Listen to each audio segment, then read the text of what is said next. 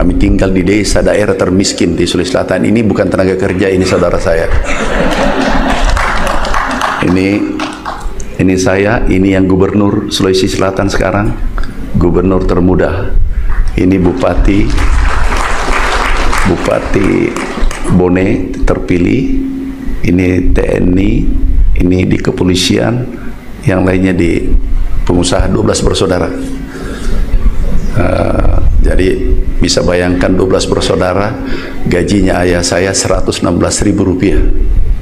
Tapi kami camkan, kami miskin, aku harus bongkar laci dunia, mengubah hidup ini. Ini ayah saya, ini ayah saya, Sersa Mayor Babinsa. Ada jenderal di sini, ada ya. Nah, jadi kalau anak Babinsa bisa jadi menteri, anak bapak harus jadi presiden. Nah, ini ayah saya dengan ibu. Yang saya pegang hanya satu, beberapa pesan beliau. Jangan pernah memakan bukan hakmu. Itulah pesan ke-12 anaknya. Dalam kondisi apapun, jangan pernah memakan kalau bukan hakmu. Kemudian ibu saya memesan,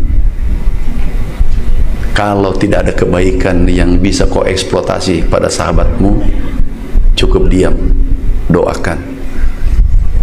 Kemudian ada lagi yang menarik, ibu-ibu, apalagi yang masih muda, mahasiswa yang di atas, kalau nanti punya turunan, punya anak, jangan pernah, seorang ibu jangan pernah keluar kata-kata yang negatif, karena itu doa. Kami teringat SMP kelas 2, kami pulang dari sekolah, lagi lapar, keringat, tapi biasa makanan tidak tersedia, tidak cukup. Jadi kami cari jambu, cari ubi di hutan. Tiba-tiba ibu saya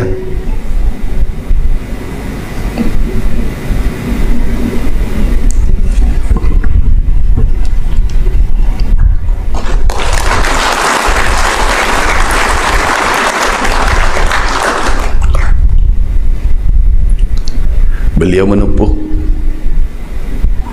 nah, kamu nanti jadi orang, kamu nanti akan merubah nasib kita.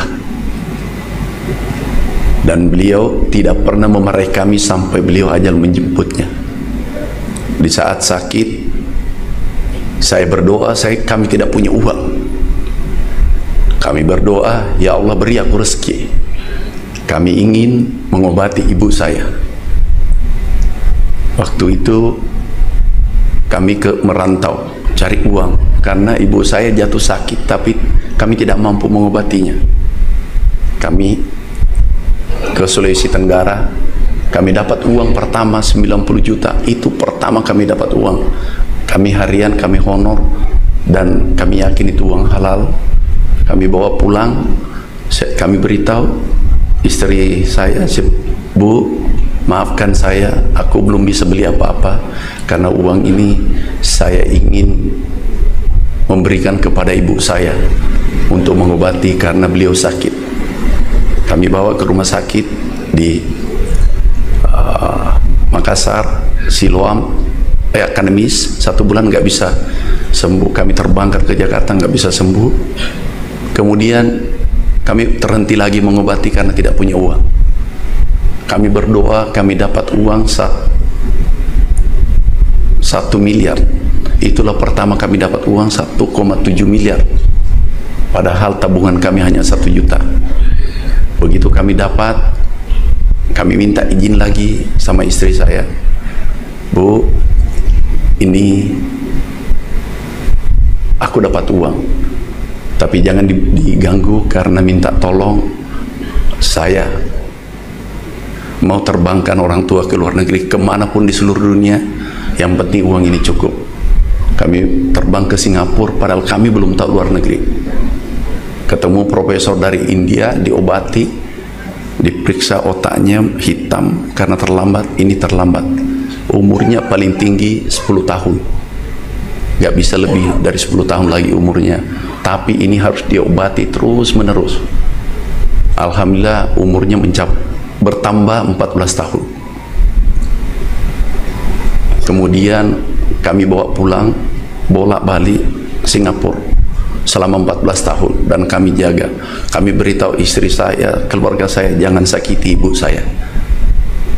Kalau mau menyakiti harus kamu marah, kamu harus marah pada saya. Itulah dahsyatnya seorang ibu. Ibu kalau mau lihat Allah tersenyum, buatlah ibu tersenyum.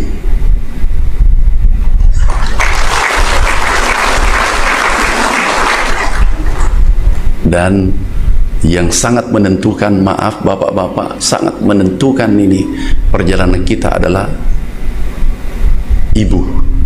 Sangat menentukan. Kalau kita pernah menggores hati ibu, jangan mimpi melihat cahaya dunia. Apapun bapak ibu, saya tidak mungkin berdiri di sini. Baru kami diberi penghargaan. Mungkin ada yang mengatakan kenapa kurang tersenyum. Saya membayangkan mempertanggungjawabkan dunia akhirat.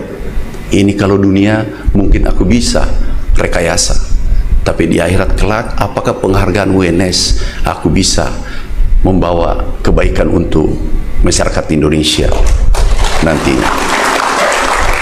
Kemudian lanjut, setelah kami masih ingat, kami cium tangannya kalau lelah ketemu ibu, kalaupun sakit hanya bisa tersenyum karena tidak bisa bicara.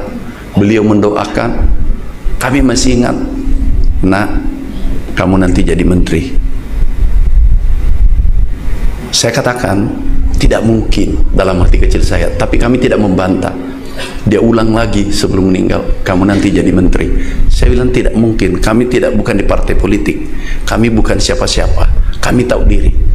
Pak JK maaf, beliau tokoh Sulsel, tidak kenal kami, gubernur tidak kenal kami, wali kota nggak kenal kami.